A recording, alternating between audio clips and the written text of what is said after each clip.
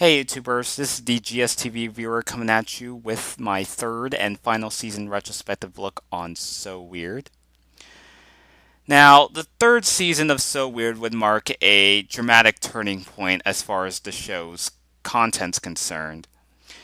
Now, I remember season 3 premiered not too long after Disney Channel finished the second season of this particular sci fi show, which was kind of unusual in hindsight, considering that normally a lot of especially with broadcast TV networks like CBS, NBC, ABC, and Fox, whenever they finished the season finales of their particular TV shows, they would take a monthly hiatus throughout the summer.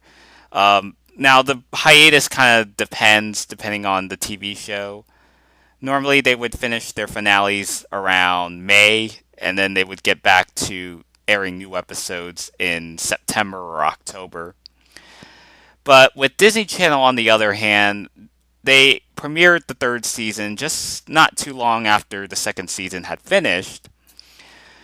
So I remember this would also be the time where we would see a cast change. And it's not just a minor cast change, but a cast change that would dramatically affect the show's course. Now, around this time, the actress that portrayed Fiona Phillips, played by Cara Delizia, had expressed interest sometime in leaving the show overall in order to pursue other acting projects.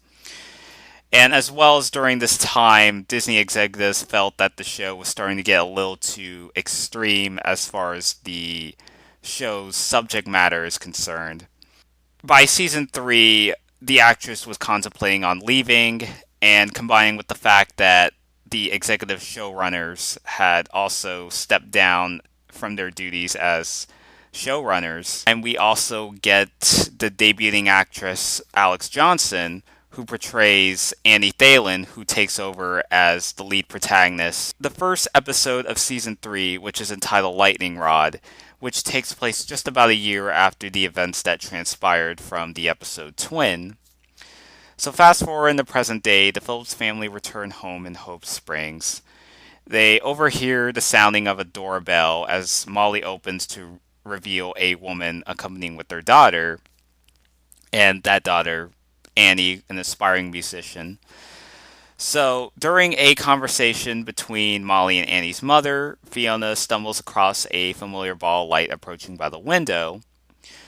Now, this familiar ball of light would turn out to be Burkryu, who returns for the third and what would be the final time in the show's run. So, Fiona is doing everything in her power to make sure that Burkryu isn't causing all sorts of havoc, so she resorts over to a spellbook that she received from her Aunt Belinda from the first season episode, Strangeling.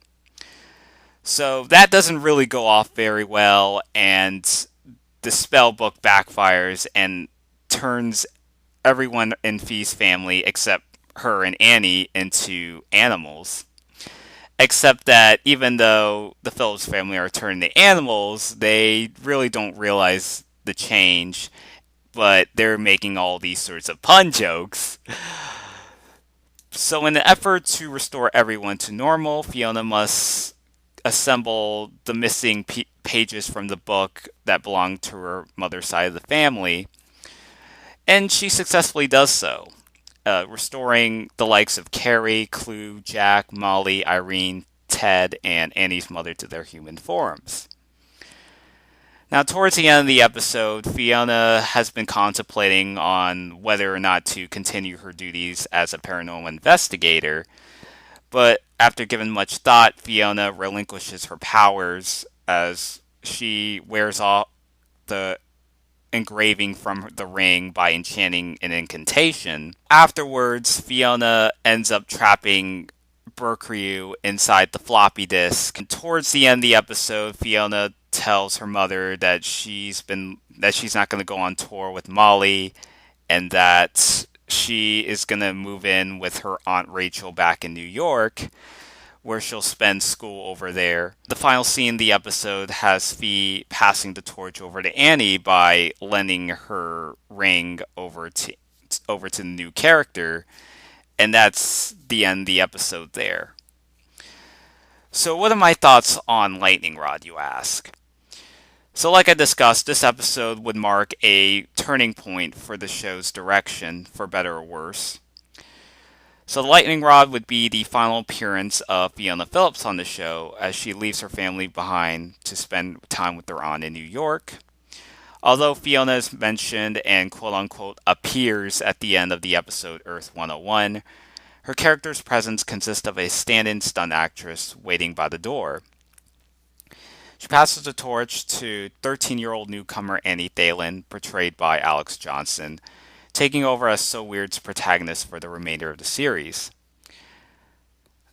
Gone from the show include executive producers Ali Marie Matheson and John Cooksey, having plotted the show's myth arc with Fiona's investigation behind her father's untimely tragedy. Her actress Cara DeLizia, like I discussed, expressed interest branching out in her acting career, making appearances on shows such as Boston Public, the short-lived TV adaptation of R.L. Stein's The Nightmare Room, and Ghost Whisperer. And since then, Cara has quietly retired from show business, leaving the limelight as a whole. Now, Lightning Rod felt like the traditional So Weird that most viewers, including myself, were accustomed to, as Lightning Rod serves as a epilogue to wrap up loose ends as far as Fiona's paranormal adventure is concerned. And she passes, like I said, she passes the ring over to Annie, signifying that we have a new lead protagonist that would take over throughout the remainder of the show's run. But the only thing that I have to ask myself is Fiona, is she really willing to entrust Annie to give her ornament ring, even though she hasn't really known her for a short time? But I'm just kind of really curious as to whether Fiona might have made a long-term mistake. Now, I asked this question because you're going to see a lot of season 3 episodes. A lot of these episodes just were very formulaic and very repetitive. And some of these examples, like in Carnival, where Fee's family end up becoming a sideshow of a human oddities when they visit a carnival. And there was also an episode in Still Life where an aspiring artist lures the Phillips family into this painting. Anyone who wishes to be in the painting is conditioned to stay in that area for eternity. And there was also an episode somewhat similar in Bangleby where Jack and Clue play a Game Boy-like video game that hypnotizes them into highly intelligent teenagers. Bottom line, a lot of third season episodes just really feel very formulaic and very hokey. And asking that question as to whether Fiona might have made a good idea is when she passed the ring over to Annie and trying to distance herself from the supernatural, so to speak. And, even though the engraving's gone, it just kind of made me wonder, is like, would it be only a matter of time before something's going to come back? I mean, like something weird, no pun intended, especially when it involves the supernatural or the paranormal. When the show first aired, I mean, she took paranormal investigating as sort of a hobby, like something that she liked. And, and the fact that she leaves her laptop behind, it really kind of made me scratch my head. It's like, is she really trying to distance herself from everyone else? At least that's kind of the impression that I get. Although I guess it could be opened up for interpretation. When it's all said and done, Lightning Rod would be served as, like I said, an epilogue for Fee's run as the lead character, and taking over is Annie for the remainder of the show's run. Now, Annie, getting to her, she's an aspiring musician. She has this panther that sort of serves her as a spiritual guide to protect her from any superstition. Annie, looking back, watching that season again, I thought Annie just kind of came off very overly optimistic and a little stuck up. She was kind of a bit of an overachiever. She didn't really have this sort of fascination of the paranormal like Fee does. I mean, the laptop was barely used throughout the season, except for a number of occasions. Like, Annie would sometimes use the laptop that Fee left behind to contact her in case she doesn't really understand what's going on. She was definitely different from Fee, and maybe it might, on one hand, might be a good thing that she isn't a Fiona clone and she's trying to be something that she's not. Now, I'm not hating on the actress. I definitely think that Alex Johnson is a very genuine, down to earth person, especially looking in the interviews. I definitely like some of her music, especially some of her newer ones. But granted, some of the stuff that she did when she was a little kid, I mean, they were what they were, especially with bubblegum pop being the norm for music at the time, with stuff like Britney Spears, Christina Aguilera, Jessica Simpson. That type of bubblegum pop music that was very dominant in the mainstream music.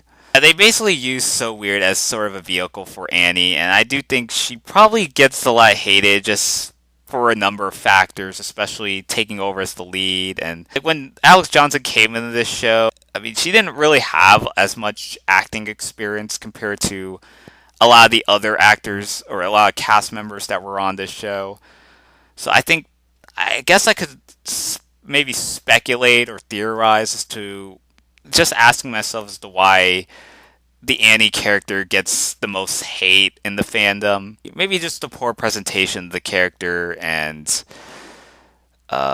just maybe her lack of knowledge. Like, she always takes so long to figure out what's going on. It's like normally when Fee discovers something unusual, she would automatically hop to her laptop and conduct some research. Whereas Annie, it's like, what's it? What is this? What's going on? And then she's always asking these questions. It would take her so long to actually put all the pieces of the puzzle together. As for Annie, I could see why people weren't very fond of her character in a way. I'm not knocking on the actress. I thought she made the best out of it. I definitely don't mind Alex Johnson. I think with better, just as far as better material of the character is concerned, maybe, just maybe, she could have been a tolerable character. I've seen bits and bits of Alex Johnson's role on Instant Star. By that point, she started to get a little more experience as far as the acting's concerned. And she sort of had her moments in the couple episodes, like the last episode, The River, which was basically a clip show. Like, other than that, I can't really think of a whole lot of defining moments of the Annie character. I think it would have been fine if she was a supporting character. I don't think she would have been as bad if she had been a supporting character. I definitely like the dynamic that she had with her and Molly, which I didn't mind. Mackenzie Phillips and Alex Johnson, they still seem to keep in touch with each other after a couple years. Uh, those are just kind of like my brief thoughts on Annie as far as her tenure on the show was, but it just left more to be desired, to put it at that. It's not going to be so much of an analysis compared to the first two videos. Because a lot of these episodes they don't really add too much to the plot if there wasn't any plot already. However, there are a couple episodes that I enjoyed in season 3, so it isn't completely bad. There was an episode with, let's see, other than Lightning Rod, but there was an episode with The Muse, which is a Molly-focused episode where she loses inspiration as far as composing music, and Annie and the gang hire this muse in order to restore Molly's inspiration once again. So I actually thought that was pretty cool. I remember enjoying Widow's Walk. I remember the commercials where Annie wishes that she was older, but she ended up getting things just didn't go as planned when Annie ended up becoming a much elderly woman, while the other elderly woman that wished that her husband was still around because she hadn't seen her in so long, and she's just standing by a balcony waiting for her husband to come back, but they ended up making sort of a coincidental wish that swap their roles where Annie becomes older and the elderly woman becomes younger. So they had to figure out a way to revert themselves back to the way they were. But yeah, that episode was pretty basic, but I remember having some memories watching that episode. But so a lot of the third season episodes were pretty fundamental and not as deep compared to the first two seasons as far as the show's writing's concerned. Yeah, there was also an episode, Dead Ringer, which was also a Jack focus episode. Jack is all alone and he's always getting these uh, constant telephone calls. It turns out he does know who he is because it was actually someone that he knew from next door. I believe his name was Mr. Applebaum, and Jack's getting these sort of memories or just being haunted by his spirit because he passed away all those years ago. Jack hit something with the golf ball and it smashed through a window, and it's just kind of haunting him and stuff. Yeah, so I thought that was I actually really liked that episode, and it kind of got me to thinking that maybe Jack should have been the lead character for season three, and Annie could have been, a supporting character that could have, at least add some part in the story, but doesn't have to be, the main focal point. I kind of feel that Jack could have been a really cool lead character if they had let him for the third season. So I definitely enjoyed Dead Ringer. Yeah, so there, like I said, there just isn't really a whole lot key significant moments of the third season. It just kind of felt there, like they only just did that season just so they could finish up the entire 65 episode run that So Weird had. And maybe they could have ended it in season two, but I guess they just knew that they were getting closer to the end, so they just decided to burn off the remaining 26 episodes, as well as trying to make Alex Johnson as using her music as a vehicle for this show. So I think though that was the reason. Well, two of those reasons to me as to why they continue with the third season. Now, I actually looked up at a document from not John Cooksey's FAQ, but another document where he just planned out some of the episodes that he could have done had he stuck around. One of those episodes happened to be an alternate universe episode where Fee ends up getting transported to another reality where her father is alive, but the only difference is that rather than having Jack as her older brother, she ends up getting a younger brother who would be portrayed by Patrick Levis's little brother Joey. Now, for those that don't know, Patrick Levis is the actor portraying the older brother Jack. So, to leave this universe, Fee has to leave behind the little brother that she never had in order to return to her own reality. Another episode they would have done was the episode where Jack is kind of sad because he's willing to go to the senior prom, but because his family is constantly on tour and on the road, so he is unable to attend his high school prom. They would actually bring in Jack's long distance girlfriend Gabe to return for this particular episode. And this particular episode would have been the Phillips family end up visiting an abandoned high school, and there might have been some sort of influenza epidemic that might have occurred that causes the whole school to shut down, and nobody's ever entered the school ever since. That there might be spirits of those particular students that were attending that particular high school that ended up becoming abandoned over the years. But once we got to season three, everything got tossed aside. A lot of the story arcs that they were building from the first two seasons got tossed out the window. So Jack never really mentioned anything about Gabe, never kept in touch. There was also going to be the returning Tad Raxel, who would appear in one of the episodes that involves the universal gateway. So the universal gateway would have been sort of a connection between the living world and the portal. Um, it would be a connection between the living world and the underworld, which is hell, where Fee's father is trapped, and that would have been an opportunity for Fee to, literally go through hell and try to rescue her father, and that meant at the expense of killing off Tad. There was going to be the payoff with Fee and her father Rick having two different counterparts. Like one's the actual Rick, and the other is going to be a doppelganger or some sort of imposter that's posing as her actual father. And it would have ended with Fee's father being reincarnated of sorts because his original body was severely injured during the fire. It just kind of makes me want to think, especially what could have been with the third season and how they would have executed it, which is kind of very interesting.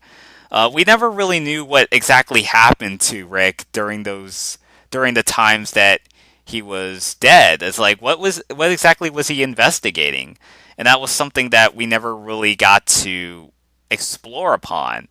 And I'm pretty sure they would have done that had had the higher ups not shot down the storyline, had they not tweaked the show into what would end up becoming with season three. Yeah, just one of those what ifs, what could have been, however you want to put it. But it just kind of really makes me want to think about just one of those opportunities had things gone a little differently. I mean, we wouldn't have the Annie. We wouldn't have to be stuck with all the hokey episodes that were very whimsical and I don't know what you want to say, but yeah, a lot of these episodes, especially with season three, they're either the Phillips family are caught under the spell that they can't control, or they're brainwashed. They lost their memories. They become sideshow freak shows in a carnival. They the two of the characters end up being hypnotized, getting brainwashed because they're playing a video game. Um, just all this sort of ridiculous nonsense. Now, there was actually also a guest appearance in one of the episodes of season three with Melissa Joan Hart's little sister Emily, and that episode was Snapshot. And I mentioned that because there was actually a commercial advertising the third season where they showed a little glimpse behind the scenes of the episode that they directed, and that would turn out to be Melissa Joan Hart, who you may know her from Clarissa Explains It All and the most recent show that she was doing at the time, Sabrina. And that was the episode where the Phillips family end up getting their souls transferred inside these photographs, and all of a sudden they're just pulling all sorts of pranks on each other, and they're throwing eggshells at one another. And Annie and Emily's character would end up saving the day when they start to investigate on what's going on and who's in charge of the photos of the photography and all these nonsense that's been going on in that episode. But it's kind of one of those least favorite episodes. But it seemed like around this time, watching Sabrina, it's like during this time it seemed like Emily was the reason why she got in the acting business was primarily because of her sister.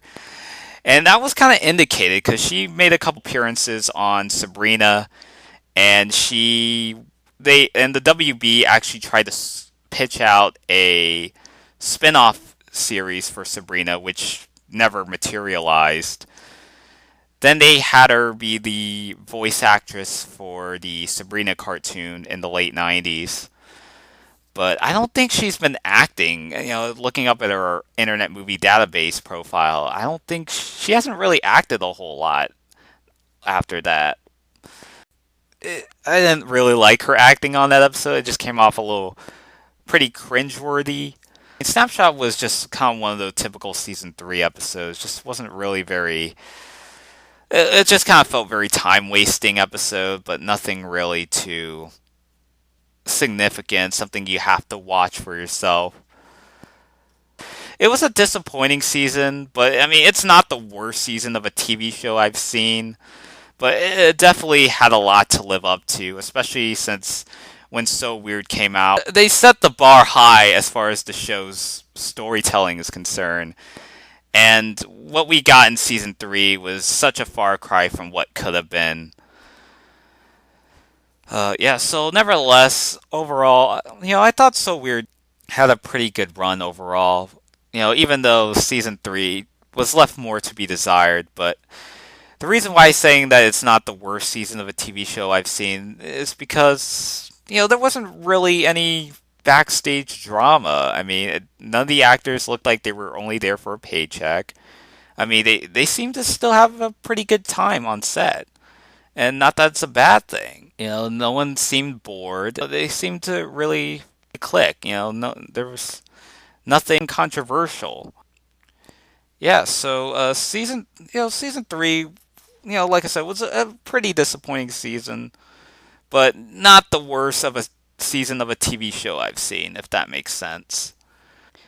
I think around the time season 3 of So Weird came around, this would be around the time where Disney started to drift away from the traditional family friendly based network that was devoted towards Walt Disney and his projects over into a more corporate bubblegum network that we ended up seeing to this day.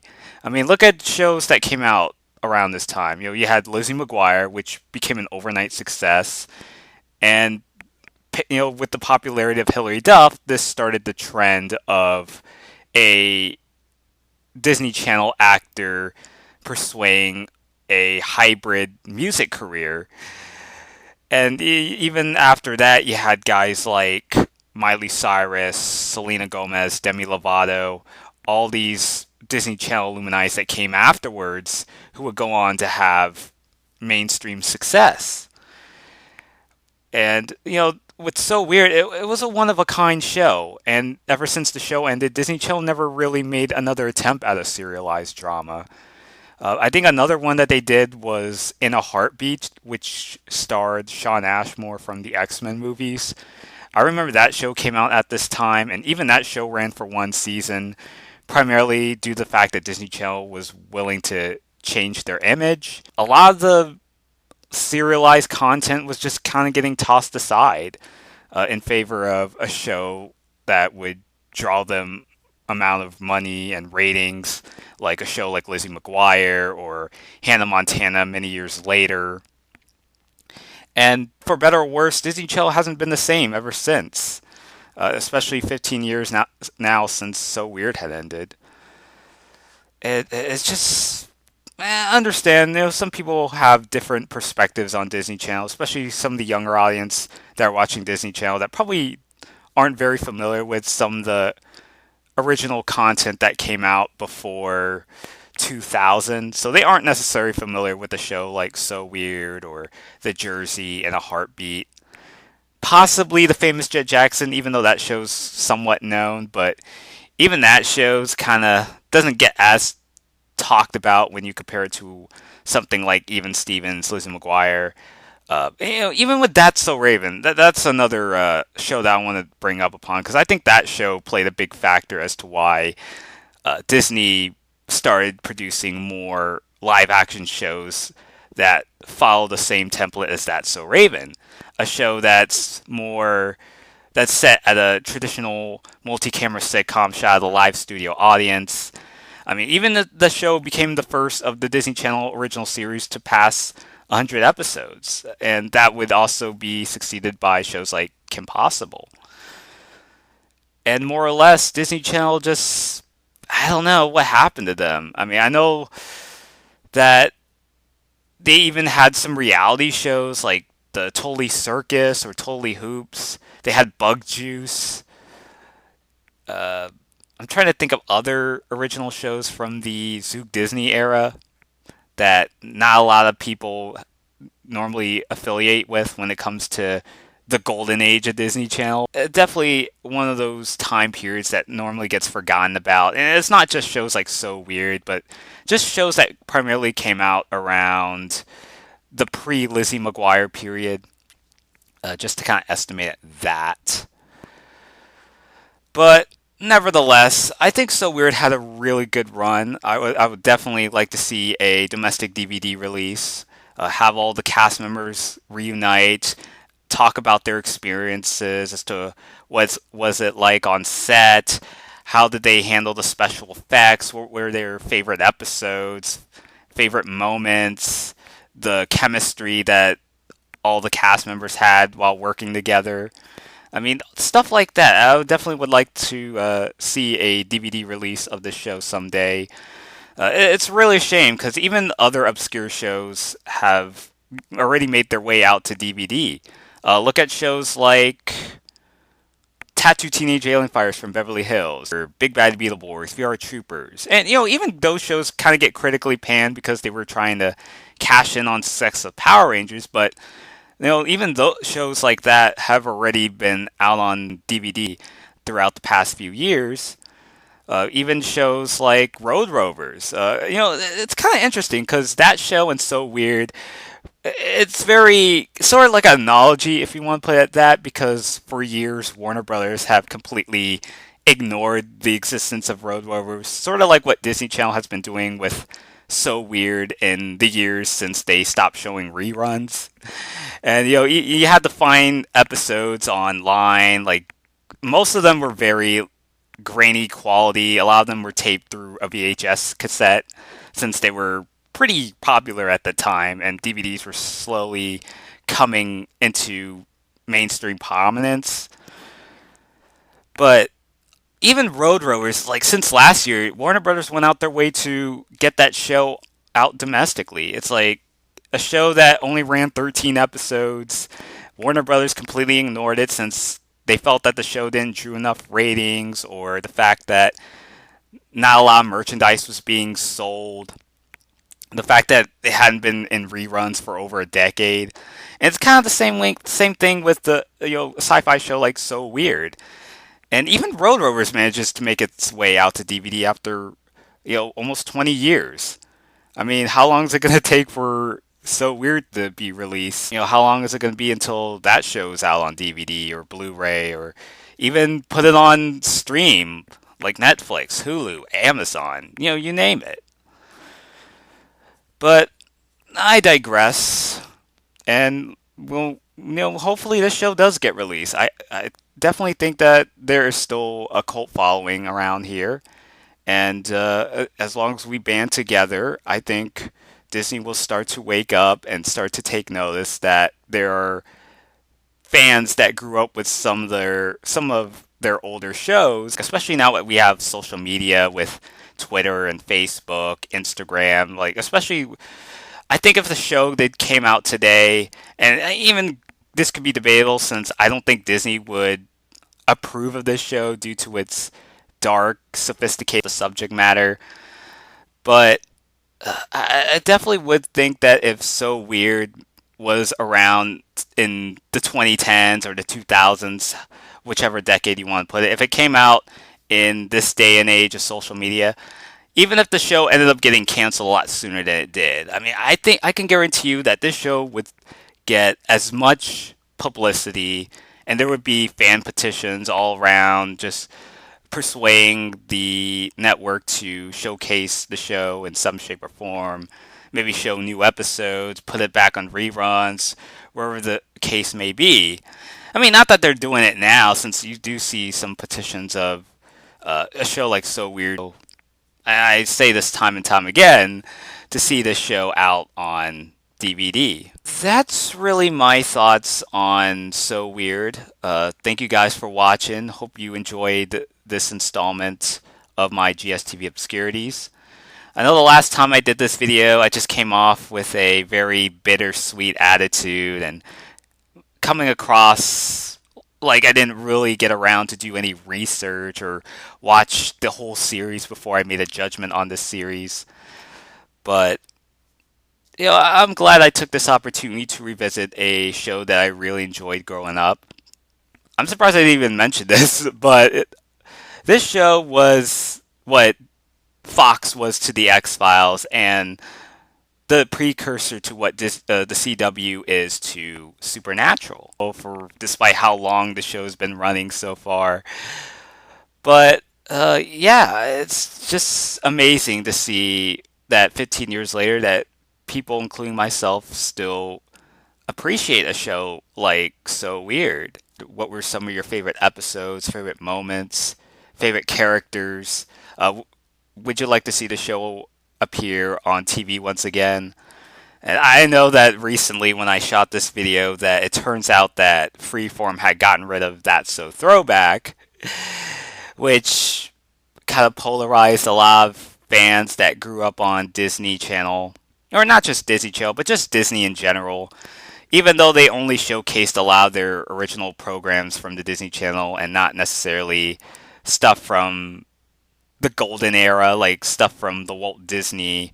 Nevertheless, hope you enjoyed this video, and hopefully I end up doing another installment of GSTV Obscurities, whatever that will be. But yeah, till then, this is the GSTV reviewer signing out.